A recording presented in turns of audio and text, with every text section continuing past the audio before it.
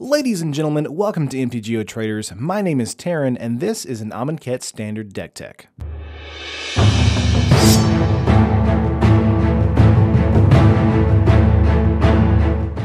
There has been a lot of talk about black-white zombie decks, and we are going to add into the conversation. Our deck tech has been in the works since last week, and we think we finally got a build we're happy with. So let's get down to business. Starting with the 1-drop slot, we've got the fantastic Crypt Breaker and Dread Wanderer. Now, most builds put the Wanderer at a 4 of, but Gravecrawler, this is not. We felt that the coming and tapped ability was a little too detrimental, as racing on the board could prove challenging, especially if you're trying to be the aggressor. Not to mention the specific requirement of what's in your hand. While that may not always be the case, it can be awkward in the mid-game. Crypt Breaker, on the other hand, is the 1-drop to beat all other 1-drops. It just does so much. While being a simple 1/1 for 1, it's also a token producer that can draw you cards in the mid to late game. Very dirty. Now to the 2-drop set. We kept seeing these come in and out of deck lists, but the ability to pump your board is what makes Tribal so much fun. So we put 2 Metallic Mimics in the main board. An artifact that is also a zombie and can pump your other zombies as they enter the battlefield. Quite good. Since our mana curve is so low, we'll be getting tons of value from the Mimic. Another 2-drop is the reliable Relentless Dead, a complete 4 of here. We're going all in on the aggressive zombie deck. And having so many creatures with recursion as well as creatures that can recur other zombies without recursion, it's just stupid. And the last 2-drop that's a 4 of is the powerful Wayward Servant. While only being a 2/2 for 2, our low mana curve means that our opponent will be losing lots of life for just playing the game. We found that the opponent was losing around 3 to 4 life before they could properly deal with the Servant. And that's nearly 25% of an opponent's life for just playing creatures. The life loss is very real. Do not underestimate it if it's played against you. You will lose if you do not deal with the Servant. Moving up the chain, we've got 3-drops, and to kick it off, let's talk Zombie Lord. Lord of the Accursed is a 2/3 zombie that gives other zombies +1/+1, and in the late game make blocking for your opponent a complete nightmare. Again, we want to be swinging nearly every turn, and the Lord helps us in that by pumping and granting pseudo evasion.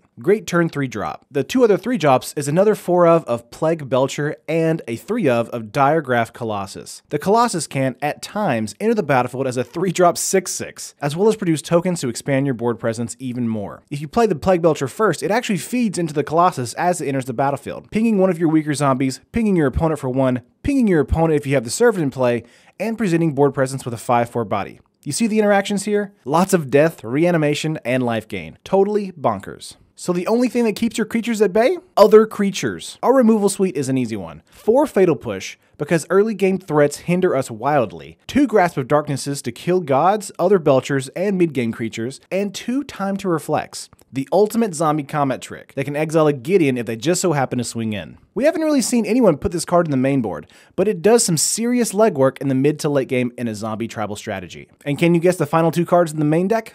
You got it, Dark Salvation. The card is just too good to pass up. Pumps your board, weakens their board, and if you play this late game, it can be a potential board wipe. It's one of the grossest cards to put main board, and that's why we've got 2. The land lineup is as simple as ever. 4 Concealed Courtyards, 4 Shambling Vents, and 7 Plains, 8 Swamps. The Courtyard helps on establishing mana early, the Vent can be a decent mid-game extender with lifelink, and the Plains and Swamps, just good old mana. So that's the main board of the deck. The sideboard, trying to deal with as many metas as we can. Starting off with 2 Binding Mummy. This was originally in the Metallic Mimic slot for tempo advantage against more aggressive board states, but we felt the mid to late game advantages of the Mimic was more so what we needed. The Mummy does a great job of shutting down aggressive strategies as well as weakened creatures who rely on blocking. One upside to this as well is Crypt Breaker and Wanderer's interaction with the Mummy. Instant speed taps. Gotta love it. We've also got a suite of hand removal for those more grindy matchups. Collective Brutality and Lay Bare the Heart are 2 2-ofs that let us get those board wipes, counters, and bombs out of our opponent's hand. We chose Lay Bare the Heart here over Transgress the Mind based on the current meta. Having the ability to hit a Fatal Push, Unlicensed Disintegration, and a late game bomb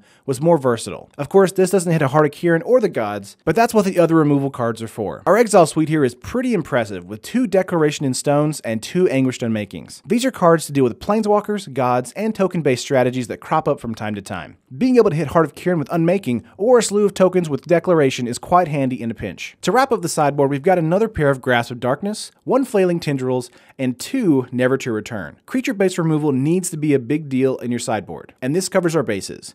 Never to Return also covers our Gideon problem on turn 3 and 4, helping us to stabilize before Gideon tramples all over us.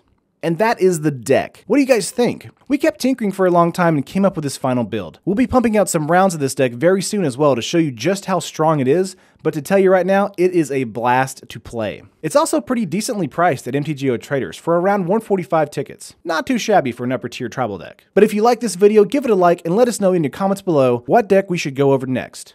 We're thinking Cat Tribal? Anyway guys, subscribe to MTGO Traders for more deck techs, drafts, and news. My name is Taryn, and we'll see you in the next video.